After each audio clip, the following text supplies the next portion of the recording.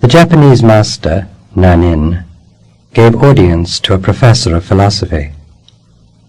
Serving tea, Nanin filled his visitor's cup and kept pouring.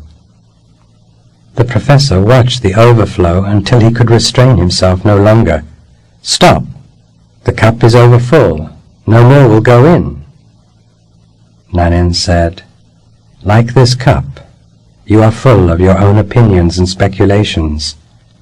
How can I show you Zen unless you first empty your cup?"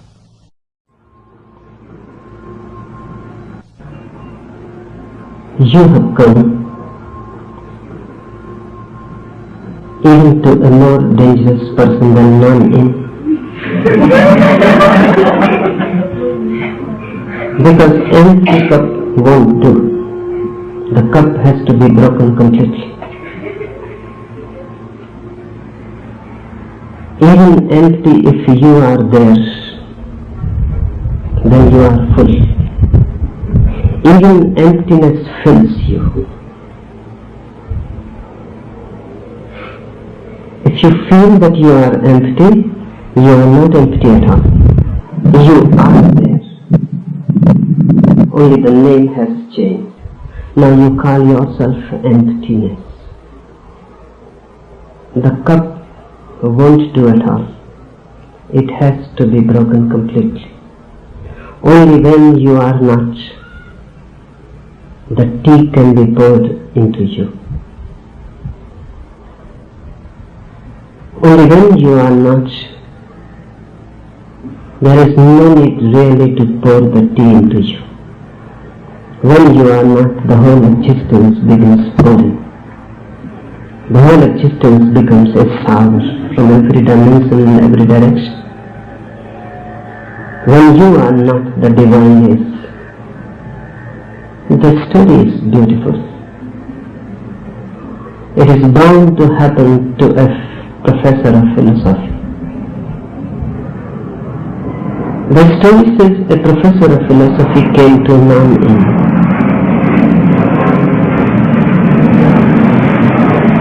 He must have come for wrong reasons.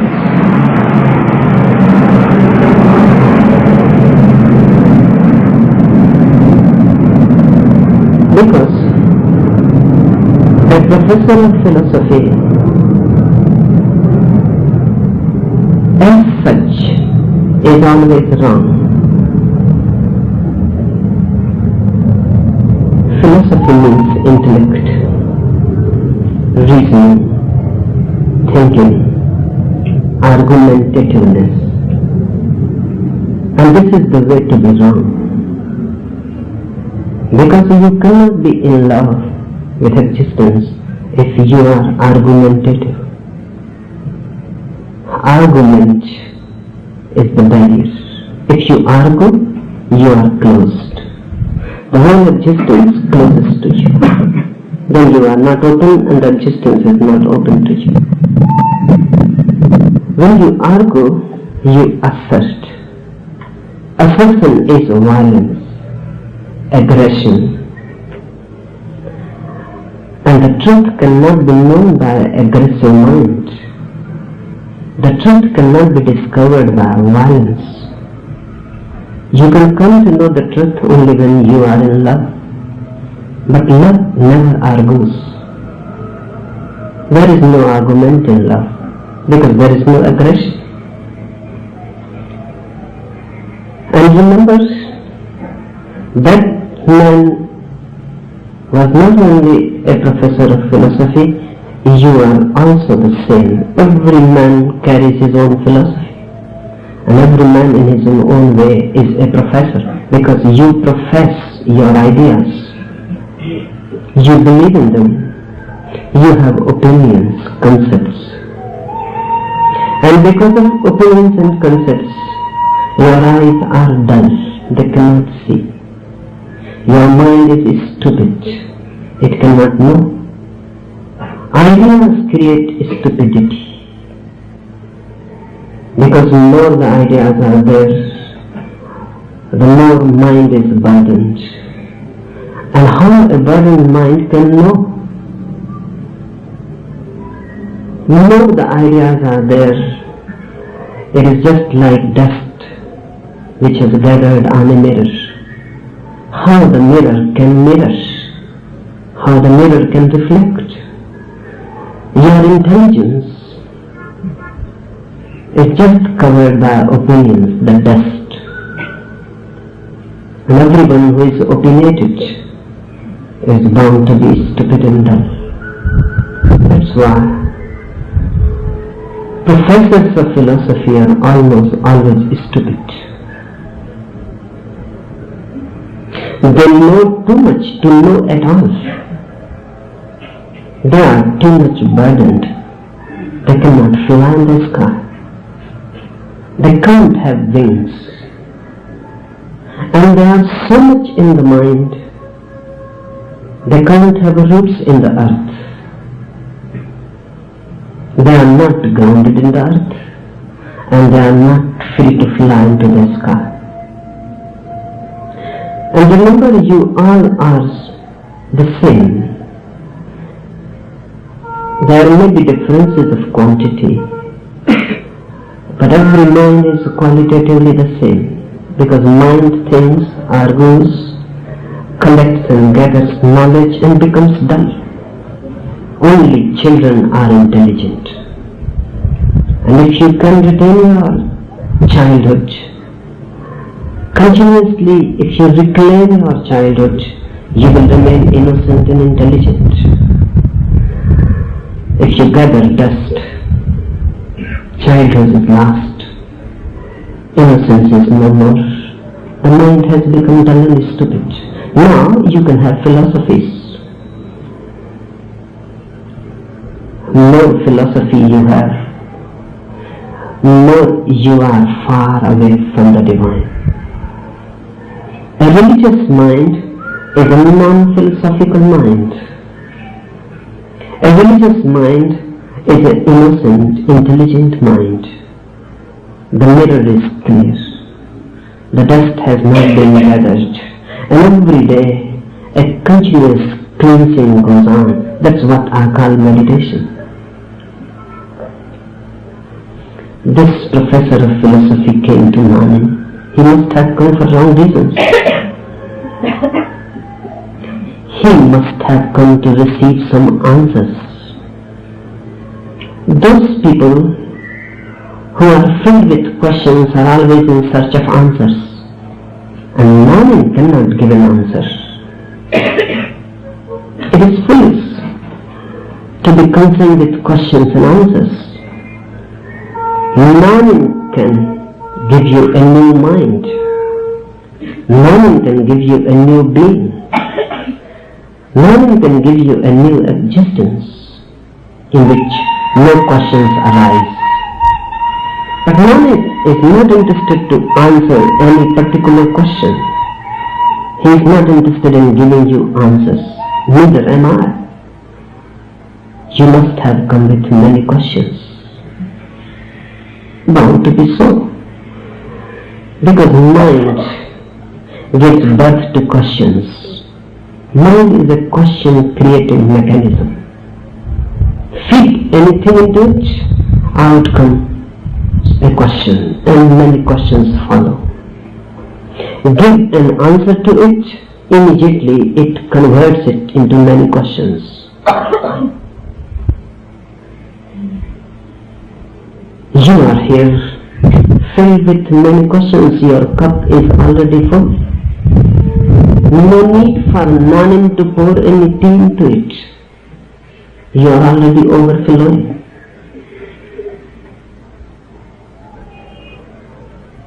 I can give you a new existence. That's why I have invited you here. I will not give you any answers.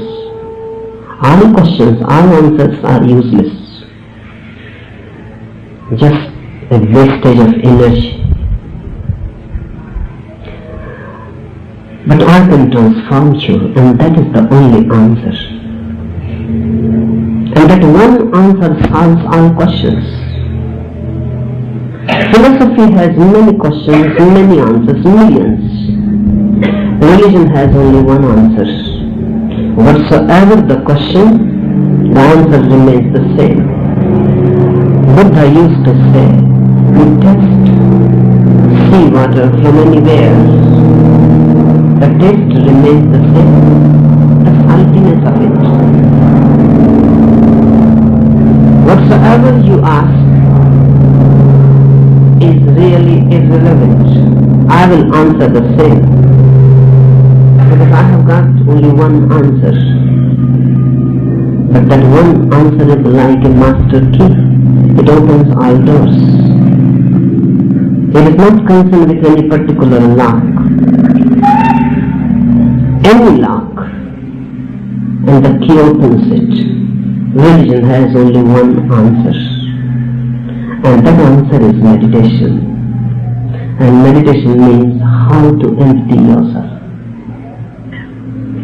The professor must have been tired walking along when he reached to Nanin's cottage. And Nanin said, wait a little. He must have been in a hurry. Mind is always in a hurry. And mind is always in search of instantaneous realizations. To wait for mind is very difficult, almost impossible. Nanin said, I will prepare tea for you. You look tired. Wait a little, rest a little, and have a cup of tea. And then we can discuss. And Nanin boiled the waters, started preparing the tea. But he must have been watching the professor. Not only the water was boiling, the professor was also boiling with him. Not only the tea kettle was making sounds, the professor was making more sounds with it, chattering, continuously talking. The professor must be getting ready what to ask, how to ask, from where to begin. He must have been in a deep monologue. Nanin must have been smiling and watching. This man is too full. So much so that nothing can penetrate into him. The answer cannot be given, because there is no one to receive it. The guest cannot enter into the house. There is no room. Nanin must have wanted to become a guest in this professor. Out of compassion, a Buddha always wants to become a guest within you. He knocks from everywhere, but there is no door. And even if he breaks a door, which is very difficult, there is no room. You are so full with yourself and with rubbish and all types of furniture you have gathered in many, many lives. Even you cannot enter into yourself because there is no room, no space. You live just outside of your own being, just on the steps. You cannot enter within yourself. Everything is blocked. And then Nanin poured tea into the cup, and the professor began to be uneasy because he was continuously pouring the tea. It was overflowing, soon it will be going out on the floor. Then the professor said, stop, what are you doing? Now this cup cannot hold any more tea, not even a single drop. So are you mad? What are you doing? And Nanin said, the same is the case with you. You are so alert to observe and become aware that the cup is full and cannot hold any more. Why are not you so aware about your own self? You are overflowing with opinions, philosophies, doctrines, scriptures. You know already too much. I cannot give you anything. You have traveled in vain. Before coming to me, you must have emptied your cup. Then I can pour something into it. But I tell you, you have come to be a more dangerous person. No, empty cup I won't allow. Because if the cup is there, you will fill it. You are so addicted and you have become so habituated that you cannot allow the cup empty even for a single moment. The moment you see emptiness anywhere, you start filling it. You are so scared of the emptiness. You are so afraid. Emptiness appears like death. You will fill it by anything, but you will fill it. No, I have invited you to be here to break down this cup completely. So even if you want, you cannot fill.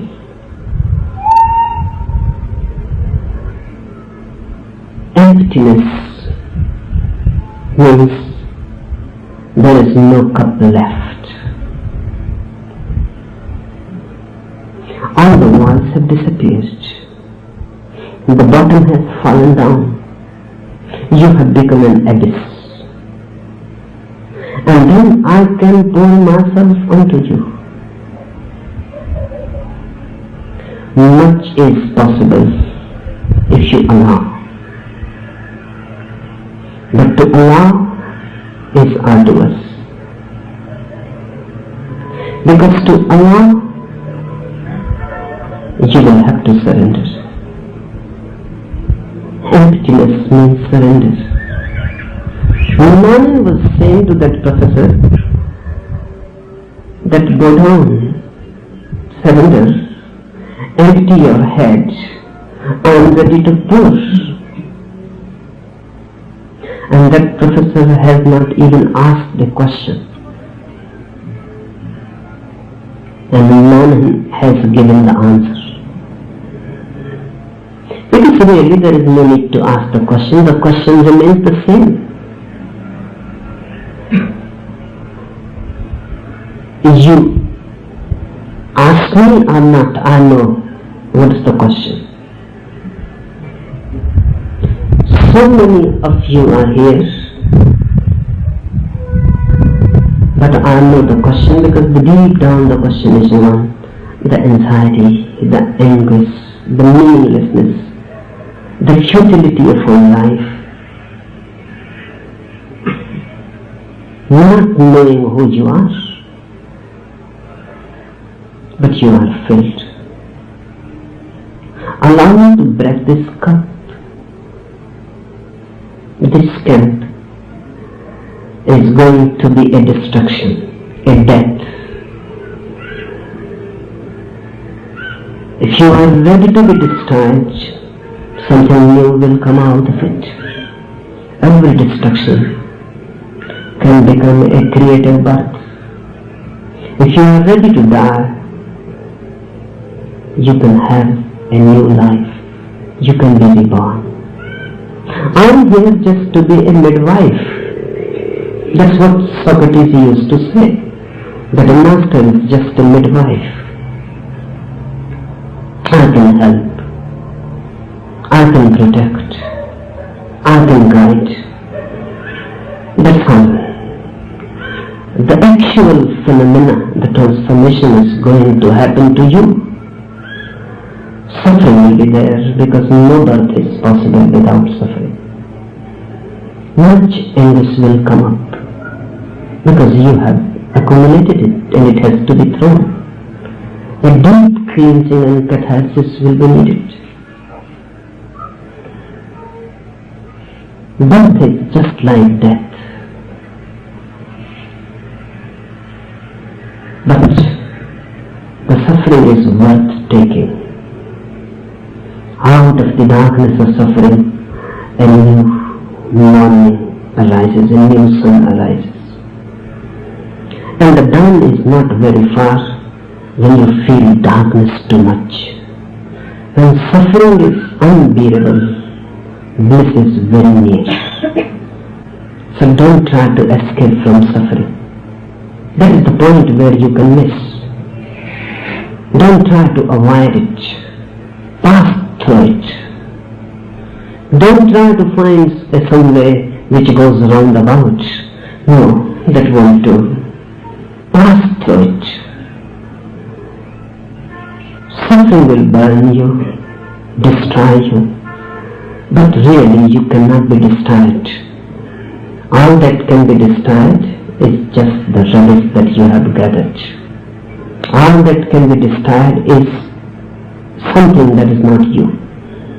When it's all destroyed, then you will feel that you are indestructible, you are deathless. Passing through death, consciously passing through death, one becomes aware of life eternal.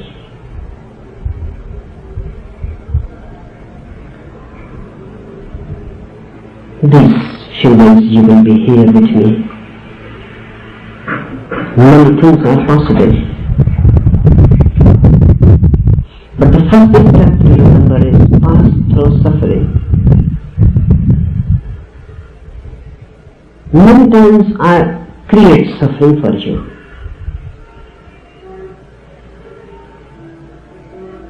Many times I create the situation in which all that is suppressed within you comes up. Don't push it down, don't repress it. Allow it, free it. If you can free your suppressed suffering, you will become free of it. And you can come to the state of bliss only when all suffering has been passed through, completely dropped. And I can see through you the flame of bliss is just near by the corner. Once a glimpse, and that flame becomes yours. I will push you in many ways to have a glimpse of it. If you miss, you will be responsible, no one else. The river is flowing, but if you cannot go down, if you cannot come down from your egoistic state of mind, you may go back thirsty. Don't blame the river.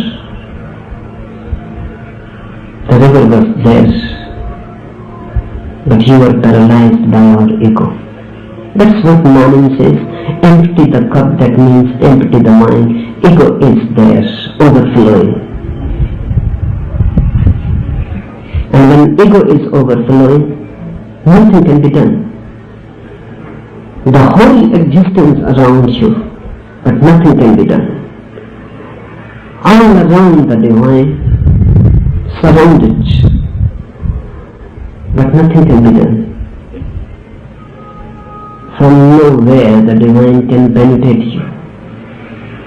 You have created such a citadel. Empty the cup, rather throw the cup completely. When I say throw the cup completely, I mean be so empty that you don't have even the feeling that I am empty. Once it happened, a disciple came to Bodhidharma and said, Master, you told me to be empty, now I have become empty. Now what else you say? Bodhidharma hit him hard with his staff on the head and said, go and throw this emptiness out.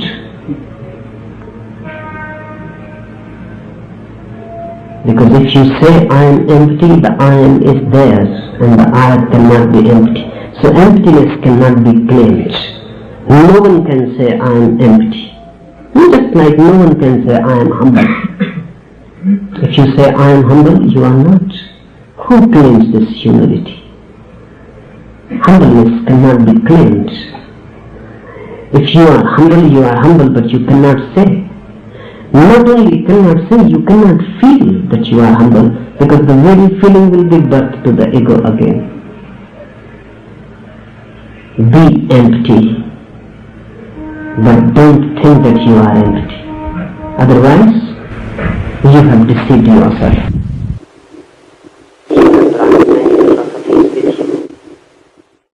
Drop them. They have not helped you at all.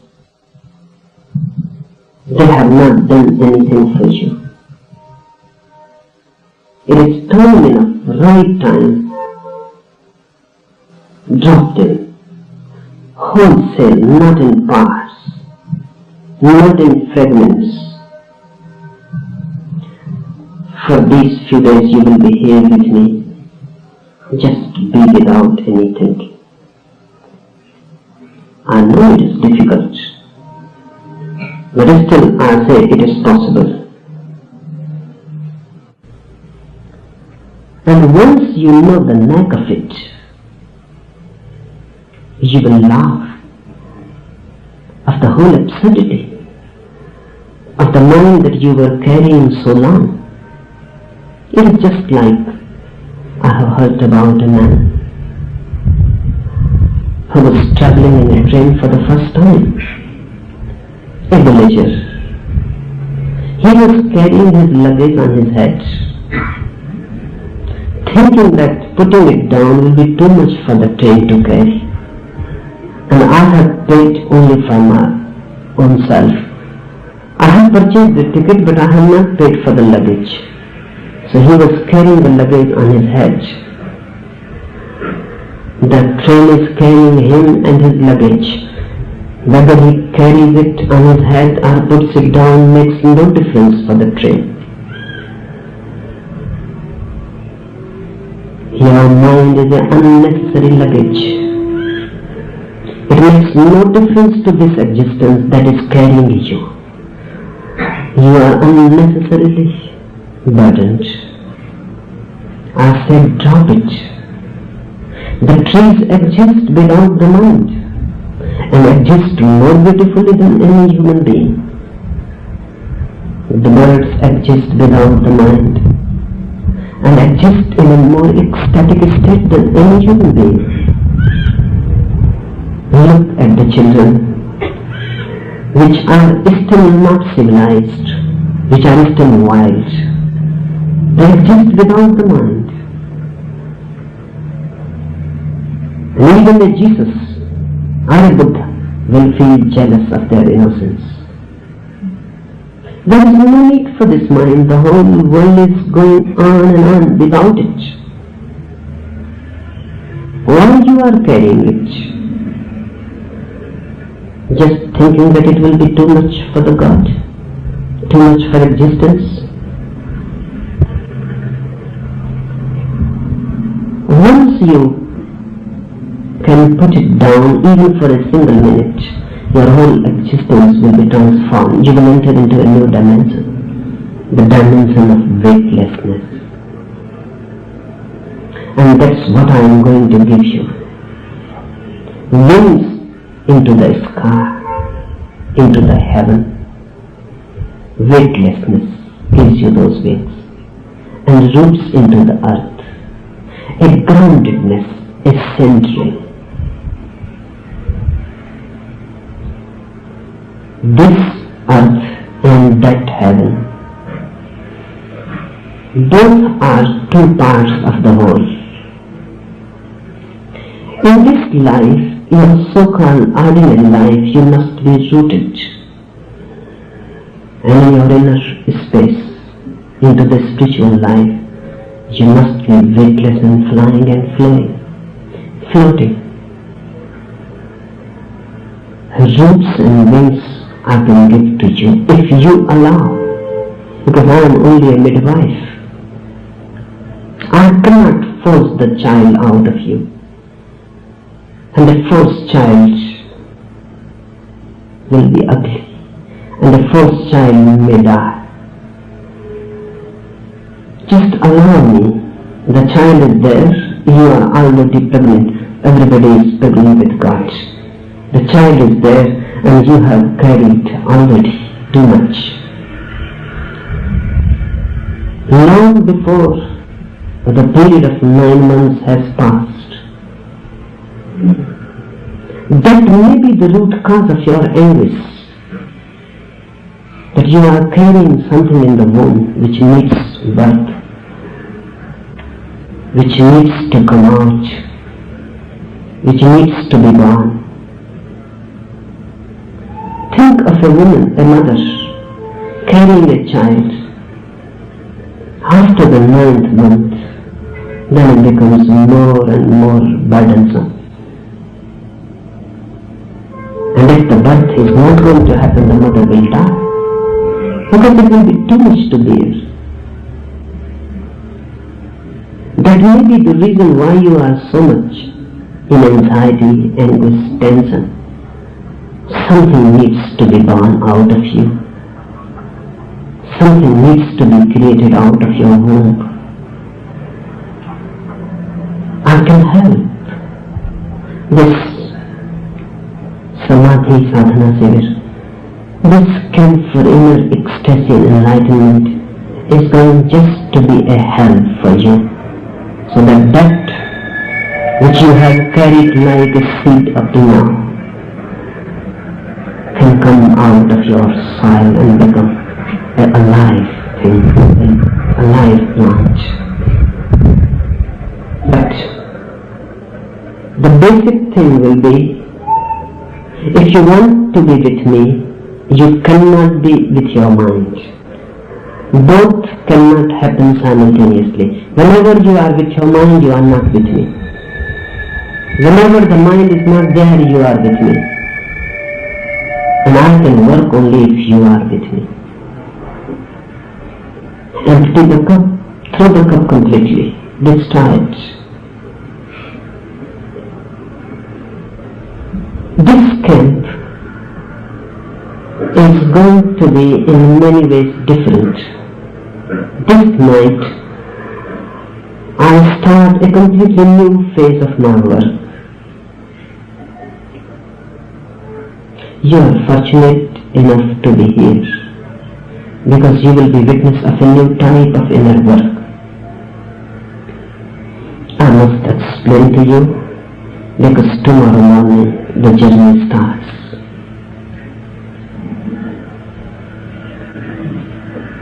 Three times you will be doing meditation. In the morning, the dynamic. In the afternoon, the kirtan. And in the night, a new meditation has to be introduced.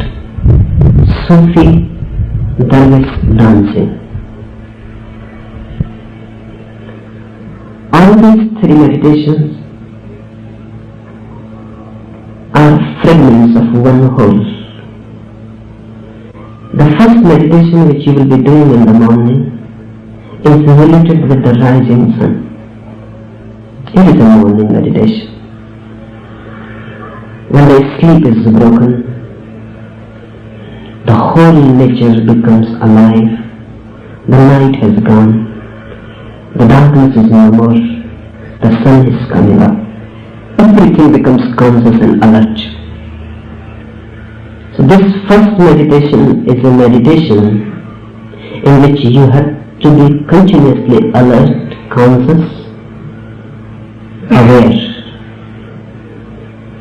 Whatsoever you do, the first step breathing, the second step catharsis, the third step the mantra, Maha Mantra, but remain a witness. Don't get lost. It is easy to get lost. While you are breathing, you can forget. You can become so much one with breathing that you can forget the witness. But then you miss the point. Breathe as fast, as deep as possible. Bring your total energy to it, but still remain a witness. Observe it, what is happening, as if you are just a spectator. as if the whole thing is happening to somebody else, as if the whole thing is happening in the body and the consciousness is just centered in looking. This witnessing has to be carried in all the 3 steps. And when everything stops, and in the 4th step you have become completely inactive, frozen, then this alertness will come to its peak. In the afternoon meditation, kirtan, dancing, singing, another inner work has to be done. In the morning you have to be fully conscious. In the afternoon meditation you have to be half conscious, half unconscious. It is a noontide meditation. When you are alert but you feel sleepy. It is just like a man who is under the influence of some intoxicant,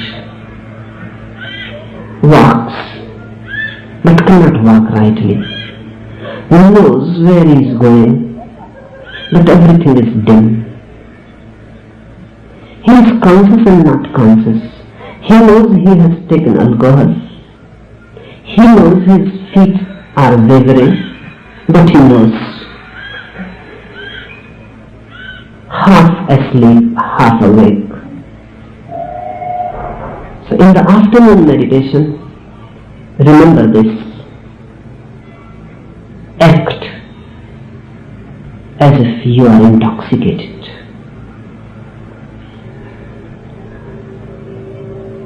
Drunk, ecstatic.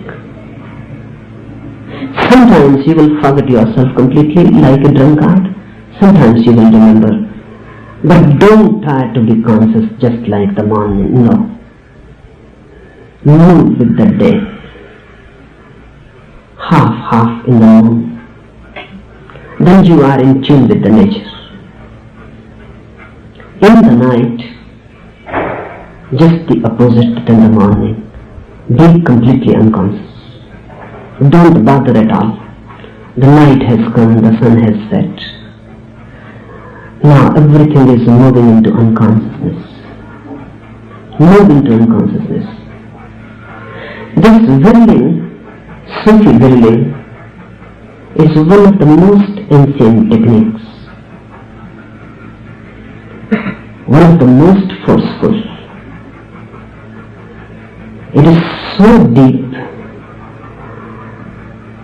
that even a single experience can make you totally different. With open eyes, you have to will. Just like small children go on dwelling. As if your inner being has become a center and your whole body has become like a wheel moving. The potter's wheel moving. In the center you are, but the whole body is moving. Start slowly, clockwise. If somebody feels it is very difficult to move clockwise, then anti-clockwise. But the rule is to move clockwise. If few people are leftists, left-handed, then they may feel it difficult. They can move anti-clockwise. And there are almost 10% of people who are left-handed. So if you feel that clockwise you feel uneasy, move anti-clockwise. But start with clockwise, then feel. With open eyes, you start moving. Music will be there, slow, just to help you. In the beginning, move very slowly, don't go fast. Very slowly, enjoy. And then by and by go faster. First 15 minutes, go slowly. Second 15 minutes, fast. Third 15 minutes, more fast. Fourth 15 minutes, just completely mad. Then bring your total energy, you become a whirlpool. An energy whirlpool. Lost completely in it, no witnessing, no effort to observe. Don't try to see, be the whirlpool. Be the whirl. 1 hour. In the beginning, you may not be able to stand so long. But remember one thing, don't stop by yourself. Don't stop the whirling. If you feel it is impossible, the body will fall down automatically, but you don't stop. If you fall down in the middle of the hour, there is no problem. The process is complete. But don't play tricks with yourself. Don't deceive. Don't think that now I am tired, it is better to stop. No. Don't make it a decision on your part. If you are tired, how can you go on? You will fall automatically. So don't stop yourself. Let the willing itself come to a point where you fall down. When you fall down on your stomach. And it will be good if your stomach is in direct touch with the earth. Now close the eyes, lie down on the earth as if lying down on the breast of your mother, a small child, lying down on the breast of the mother. Become completely unconscious. And this whirling will help. Whirling gives intoxication to the body. It is a chemical thing. Exactly, it gives you intoxication. That's why sometimes you may feel giddy. Just like a drunkard. What is happening to the drunkard? Hidden behind your ears is the sixth sense, the sense of balance.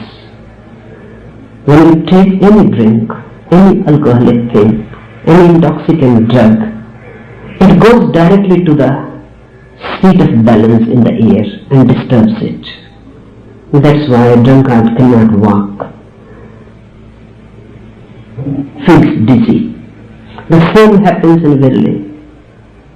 If you will really, the same will be the effect. You will feel intoxicated, drunk, but enjoy. This drunk is worth. This being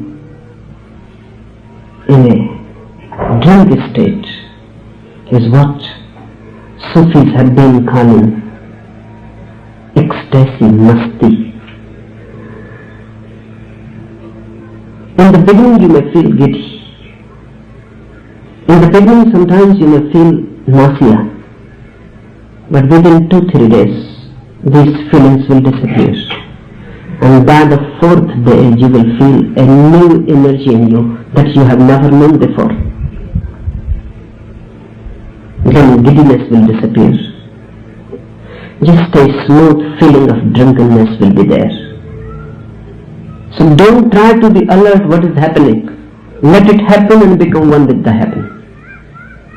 In the morning, alert. In the afternoon, half alert, half non-alert. In the night, completely unalert. The circle is complete. And then fall down on the ground, on your stomach. If somebody feels any sort of pain in the navel center, lying down on the ground, then he can turn on the back, otherwise not. If you feel something very deep, painful sensation in the stomach, then turn on your back, otherwise not.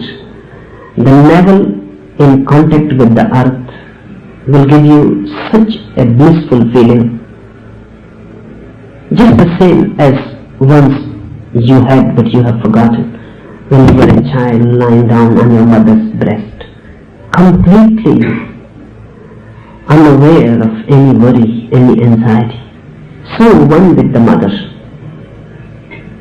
your heart beating with her heart, your breath in tune with her breath.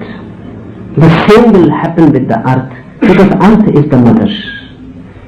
That's why Hindus have been calling earth the mother and sky the father. Be rooted in it. Feel a merger as if you have dissolved. The body has become one with the earth. The form is no more there. Only earth exists.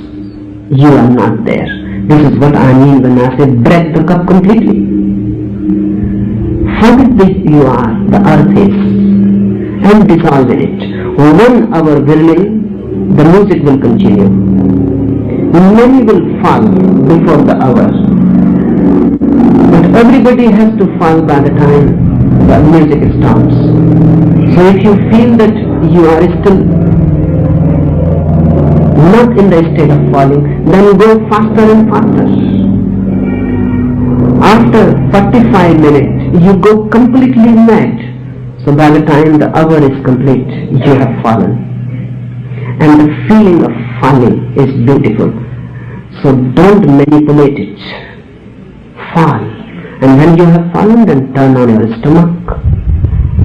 Be merged. Close your eyes. This merger has to be there for 1 hour.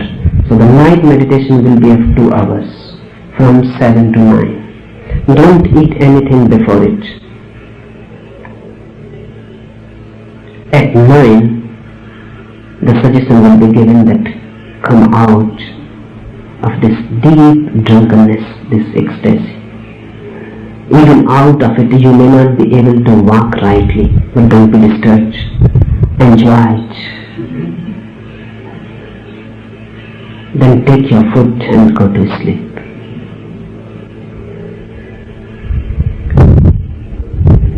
Another new thing. I will not be there, only my empty chair will be there. But don't miss me, because in a sense I will be there. And in a sense always there has been an empty chair before you. Right now the chair is empty, because there is no one sitting in it. I am talking to you, but there is no one who is talking to you. Difficult to understand.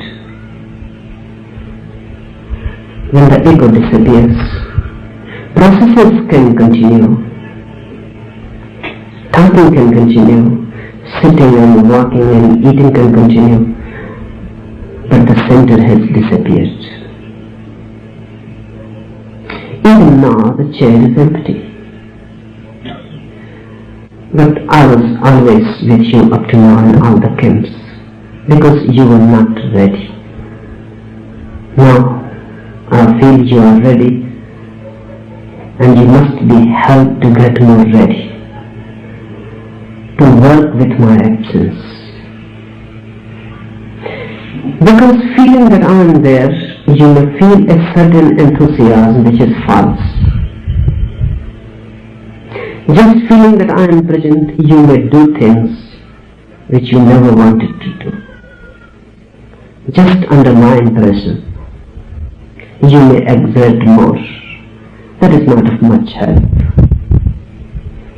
Because only that can be helpful which comes out of your being. My chair will be there.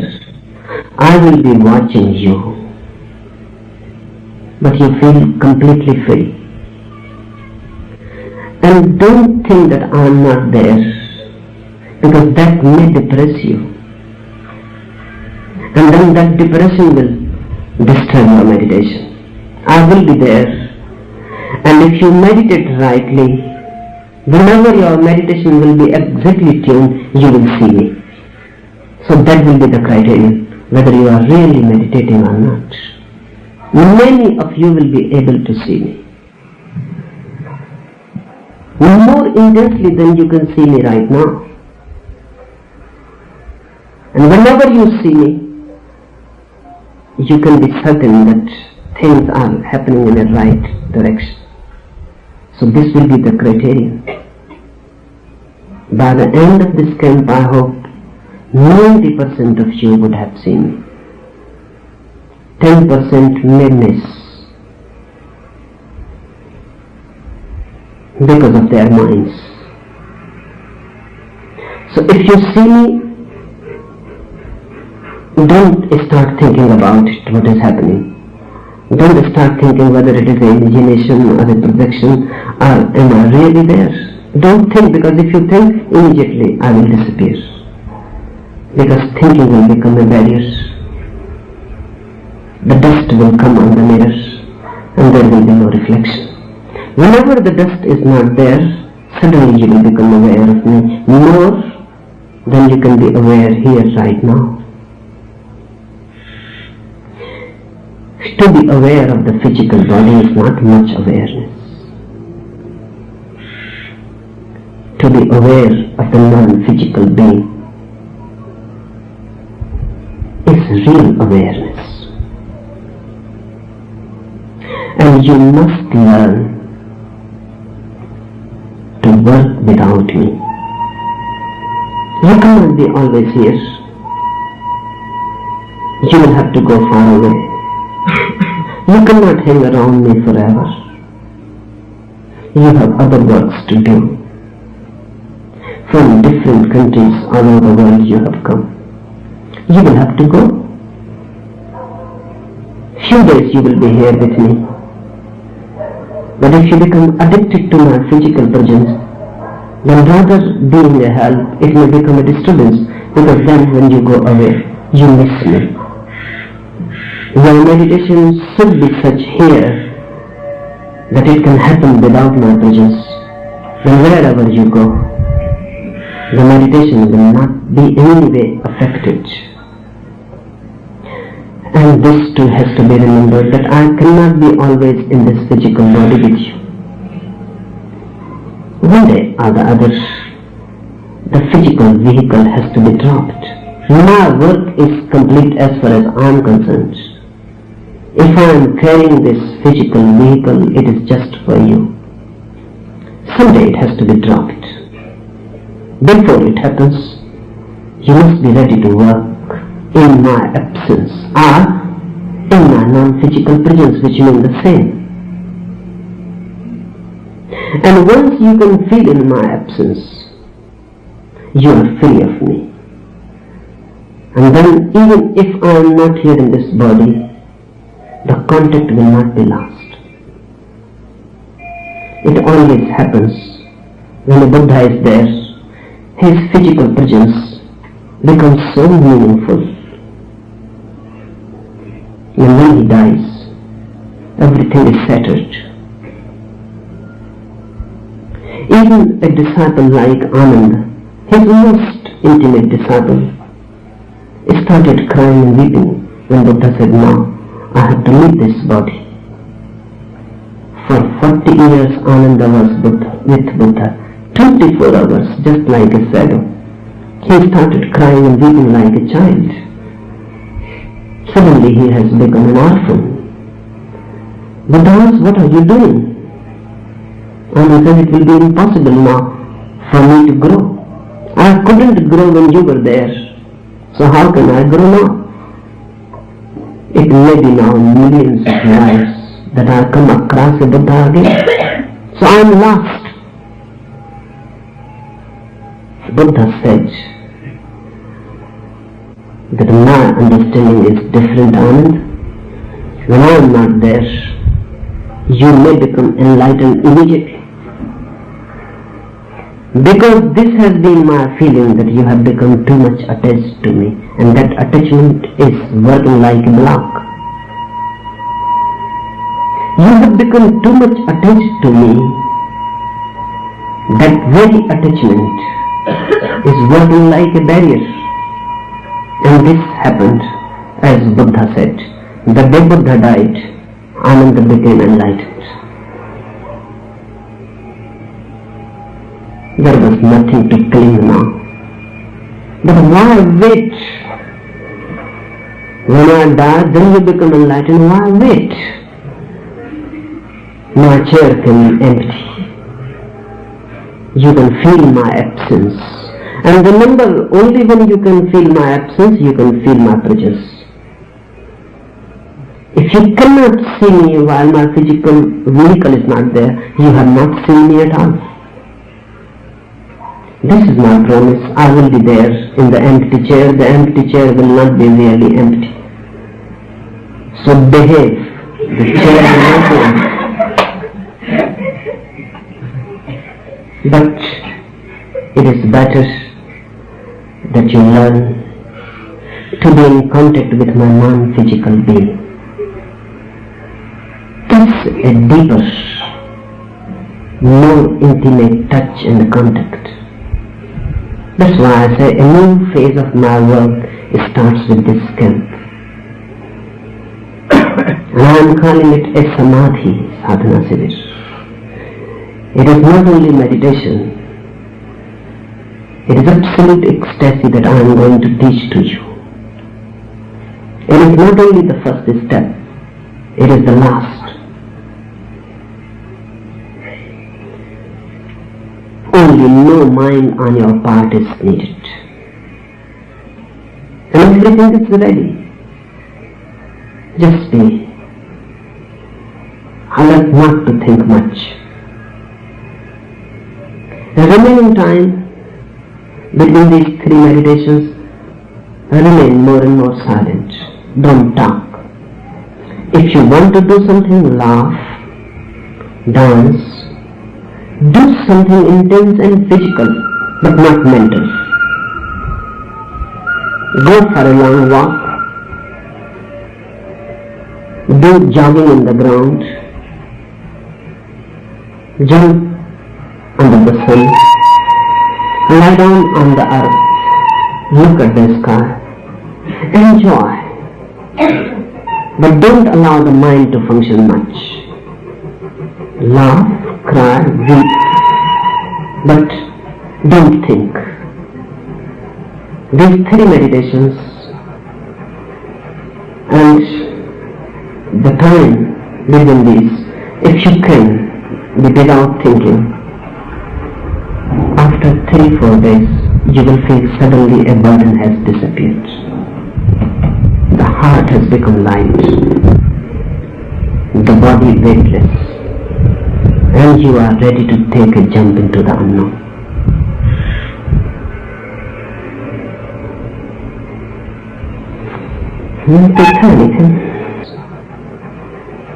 The last part of what you said to us is very beautiful and blissful. But the first part is very frightening. Breaking the cup, suffering, falling down on the ground, you not being there. Then our minds come in and we play tricks with our bodies. We say, I have this pain, I have this blister. Can you give us some clue as to how we can get over the barriers we create for ourselves when we come up against fear? Any conflict will create more barriers. If there is fear, and you start doing something about it, then a new fear has entered, fear of the fear. It has become more complex. So the one thing to be done is, if fear is there, accept. Don't do anything about it, because doing will not help. And anything that you do out of fear will create more fear.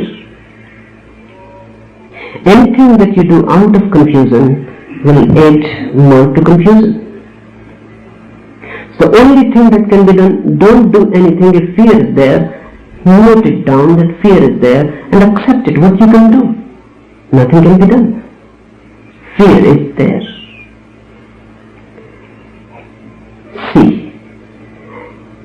If you can just note down the fact that fear is there, where is the fear then?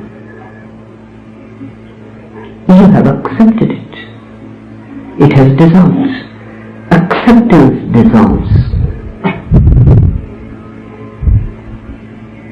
Acceptance only, nothing else. If you fight, you create another disturbance. And this can go on ad infinitum. Then there is no end to it.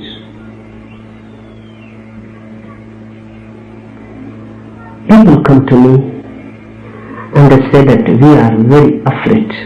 What should we do?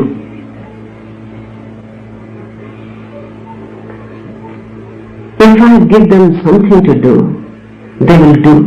with the being which is full of fear. So action will come out of their fear, and the action that comes out of fear cannot be anything else than fear. I have heard that Adolf Hitler was suffering from deep depression, melancholy, and psychologists were saying that it is due to some hidden inferiority complex. So all the Aryan psychologists were called. They tried, they couldn't help. Nothing came out of their analysis. So they suggested that a Jewish psychoanalyst should be called.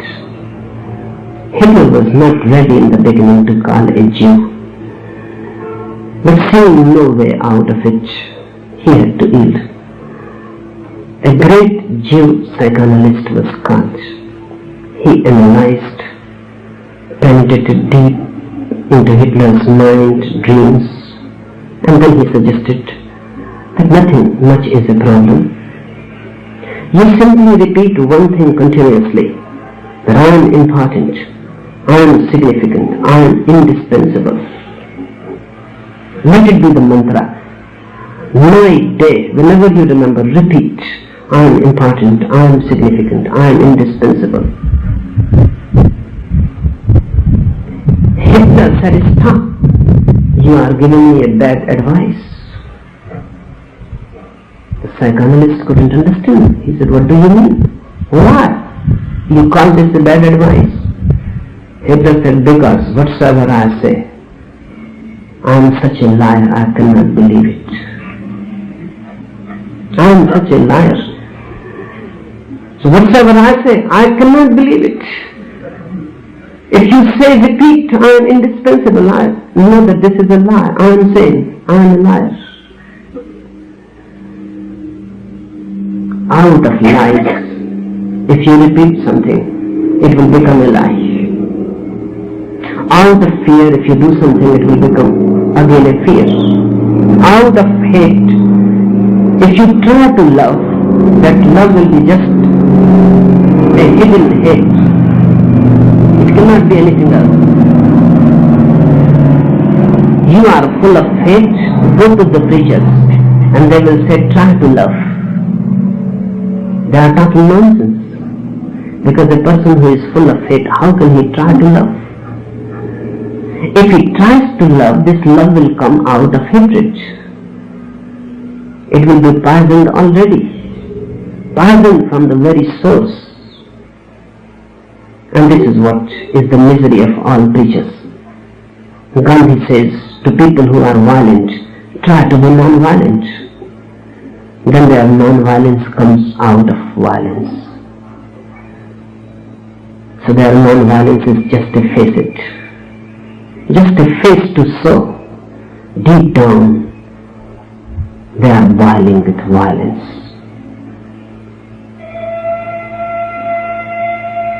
If your brahmacharya, your celibacy comes out of too much sexuality, it will be a perverted sex and nothing else. So please don't create any conflict. If you have one problem, don't create another. Remain with the one. Don't fight and create another. It is easy to solve one problem than to solve another. And the first is near the source, the second will be removed. Further removed, impossible. It becomes to solve it. If you have fear, so you have fear. Why make a problem out of it? When you know that you have fear, just like as you have two limbs, why create a problem out of it? As if you have only one nose, not two. Why create a problem out of it? Fear is there, accept it. Note it, accept it. Don't bother about it. What will happen? Suddenly you feel it has disappeared. And this is the inner alchemy. A problem disappears if you accept it. A problem grows more and more complex if you create any conflict with it. Yes, suffering is there, suddenly fear comes. Accept it. It is there, and nothing can be done about it. And when I say nothing can be done about it, don't think that I am talking pessimism to you. When I say nothing can be done about it, I am giving you the key to solve it.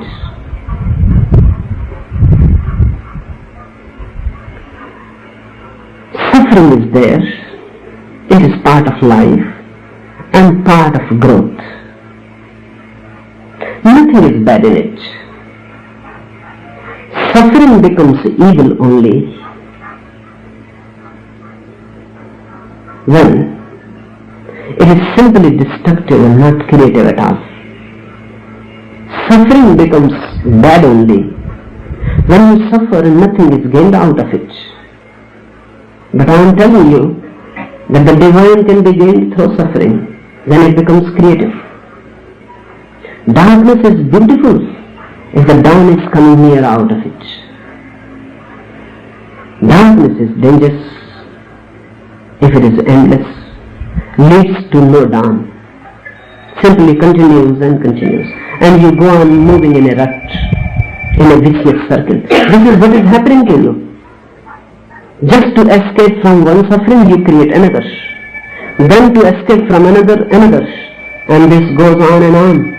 And all those sufferings which you have not lived are waiting for you. And you have escaped. And you escape from one suffering to another. Because the mind which was creating a suffering will create another. So you can escape from this suffering to that. But suffering will be there because your mind is the creative force. Accept the suffering and pass through it. Don't escape. This is a totally different dimension to work. Suffering is there, encounter it, go through it. Fear will be there, accept it. You will tremble. Why create a facade that you don't tremble, that you are not afraid? If you are a coward, accept it. Everyone is a coward. People you call brave are just facets. Deep down they are as coward as anyone else. Rather more cowards. Just to hide that cowardness, they have created a veil around them. And sometimes they act in such a way so that everyone knows they are not cowards. Their bravery is just a screen. How can men be brave? Because death is there. How can men be brave? Because man is just a leaf in the winds. How the leaf can help not to tremble? When the wind blows, the leaf will tremble. But you never say to the leaf that you are a coward. You only say that the leaf is alive. So when you tremble and fear takes grip of you, you are a leaf in the wind. Beautiful. Why create a problem out of it? But the society has created problems out of everything. If a child is afraid in the dark, we say, don't be afraid, be brave. Why?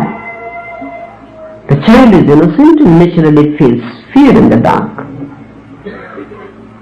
You force, be brave. So he also forces. Then he becomes tense. Then he passes the darkness, but not tense. Now his whole being ready to tremble, and he is suppressing it. This suppressed trembling will follow now the whole life.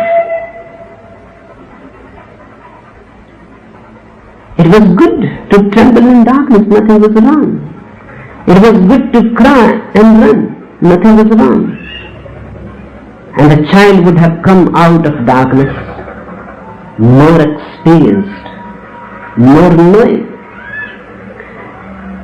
And he must have realized, if he passed through darkness, trembling and crying and weeping, that there was nothing to fear. Suppressed, you never experience a thing in its totality. you'll never gain anything out of it. Wisdom comes through suffering, and wisdom comes through acceptance. Whatsoever the case, be at ease with it. And don't look to the society and the condemnation. Nobody is to judge you here, and nobody can pretend to be a judge. Don't judge others, and don't be perturbed and disturbed by others' judgment. You are alone, and you are unique. Never you were before, never you will be again. You are beautiful. Accept, and whatsoever happens, allow it to happen and pass through it. Soon, suffering will be a learning. Then it has become creative. Fear will give you fearlessness. Out of anger will compassion. Out of the understanding of hate, love will be born to you. But not as a conflict, but as a passing through with alert awareness. Accept and pass through it. And if you make it a point to pass through every experience, then there will be the death, the most intense experience. Life is nothing before it. Because life cannot be so intense as death. Because life is spread out on a long space, 70 years, 100 years. Death is intense because it is not spread out. It is in a single moment. Life has to pass 100 years or 70 years. It cannot be so intense. Death comes in a single moment. Death comes whole, not fragmented. It will be so intense, you cannot know anything more intense.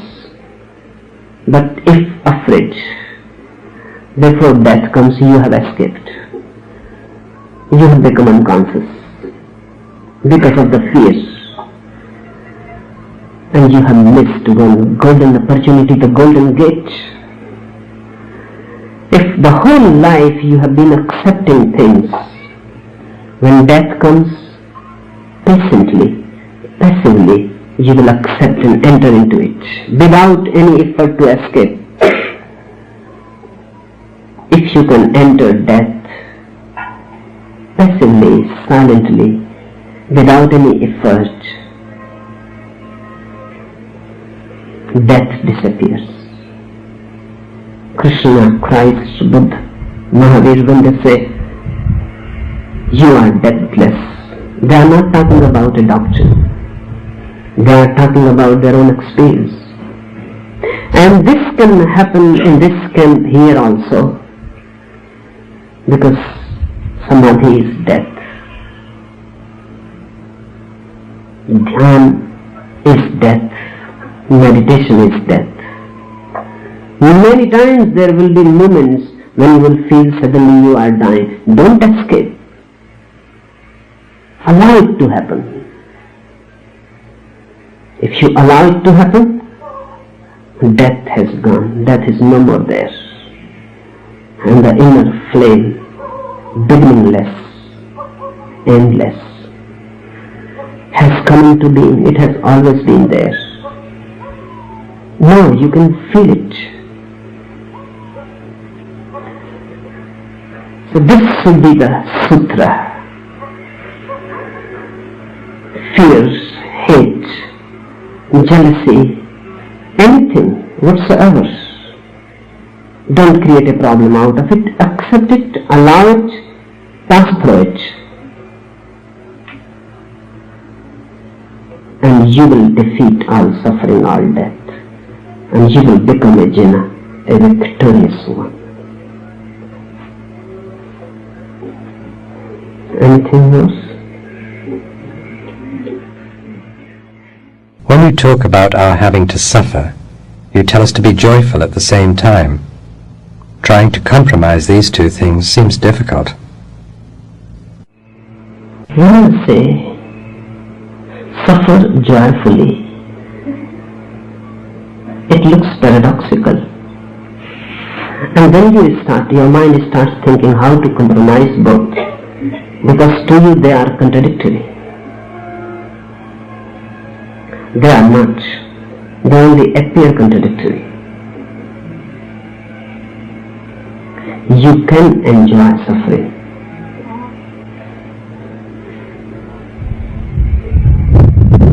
What is the secret? How to enjoy suffering?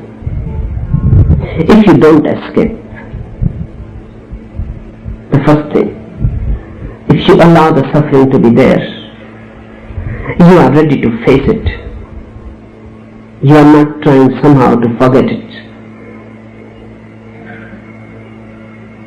You are different then. Suffering is there, but just around you. It is not in the center, it is on the periphery. It is impossible for suffering to be on the center. It is not in the nature of things. It is always on the periphery. And you are the center. So when you allow it to happen, you don't escape, you don't run. You are not in a panic. Suddenly you become aware that suffering is there on the periphery, as if happening to someone else, not to you. And you are looking at it. A subtle joy spreads all over your being. Because you have realized one of the basic truths of life,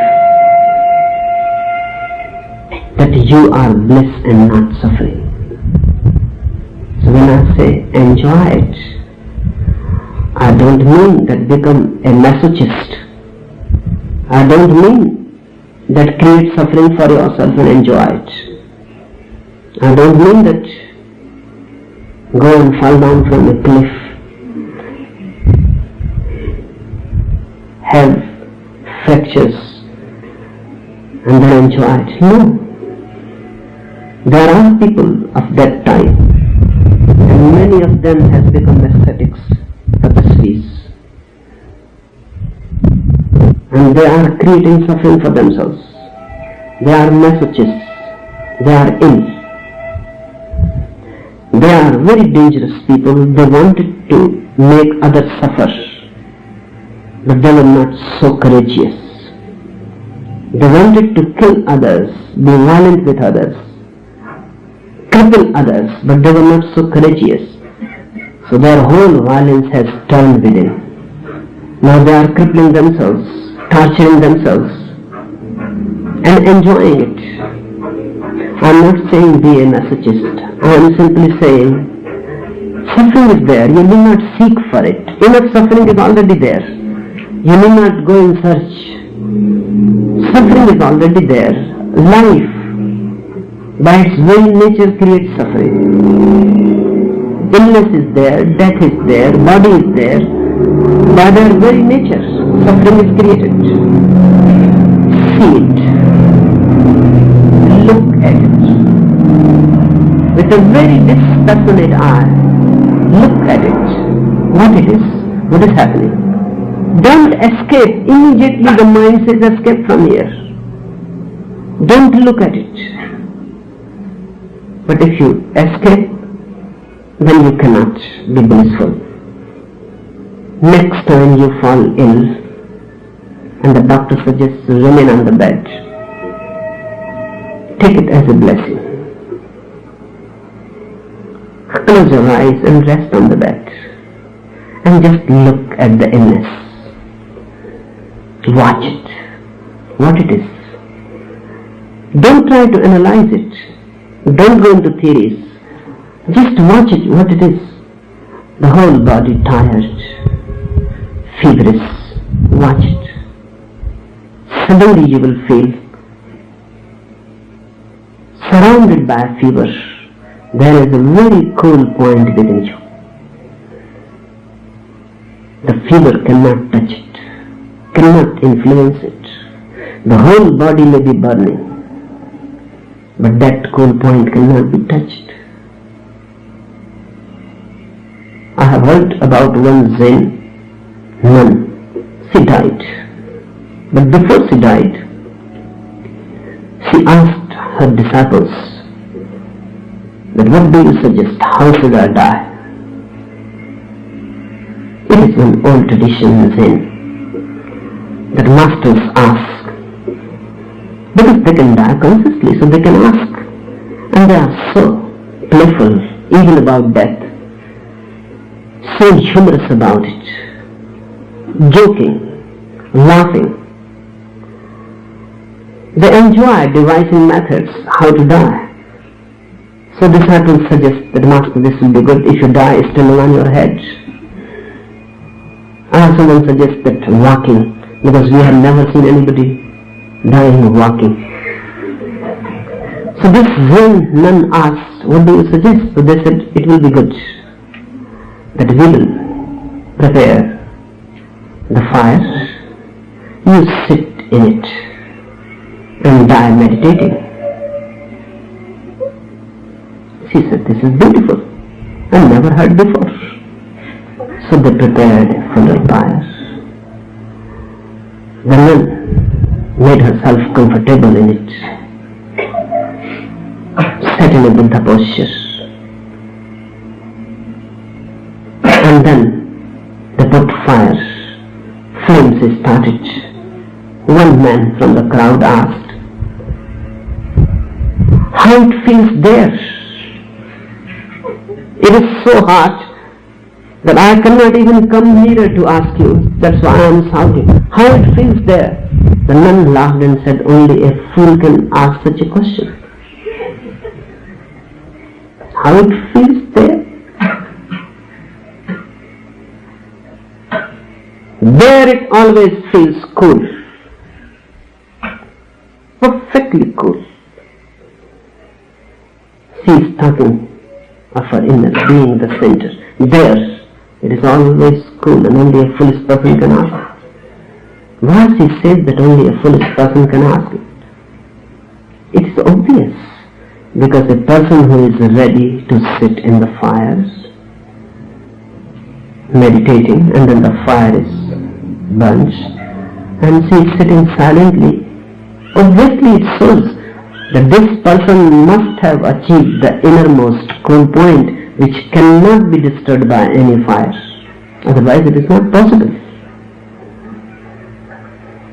So when you are lying on your bed, feverish, in fire, the whole body burning, just watch it. Watching, you will recede back towards the source. Watching, you will gain a balance, a rhythm. Watching, not doing anything, what can you do? The fever is there. You have to pass through it. It is no use unnecessarily fighting with it. You are resting. If you fight with the fever, you will become more feverish, that's all. So watch it. Watching fever, you become cool. Watching more, you become cooler. Just watching, you reach to a peak. Such a cool peak, even the Himalayas will feel jealous. Even their peaks are not so cool.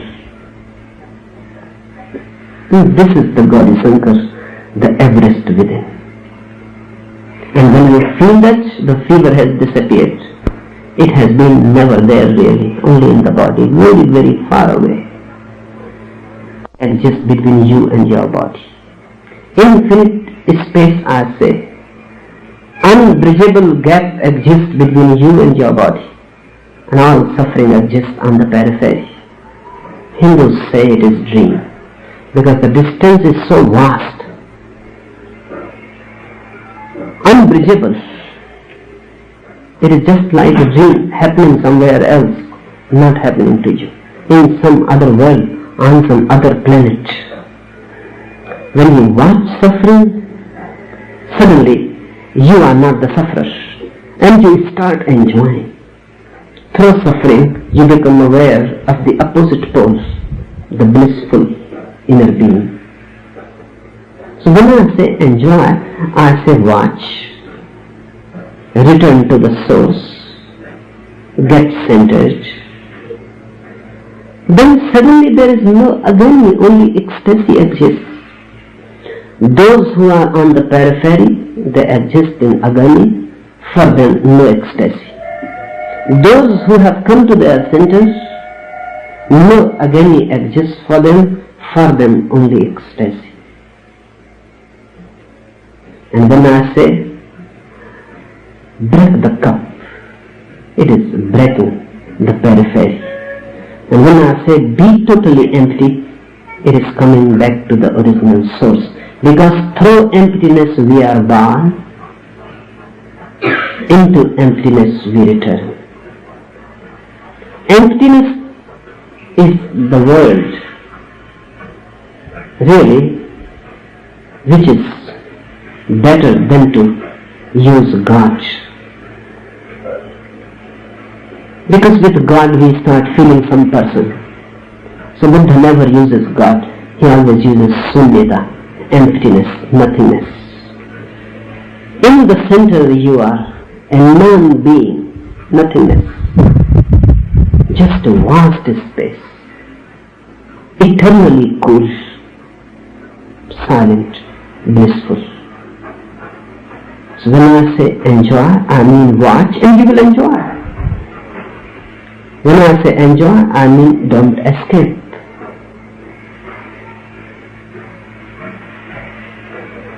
Enough for today.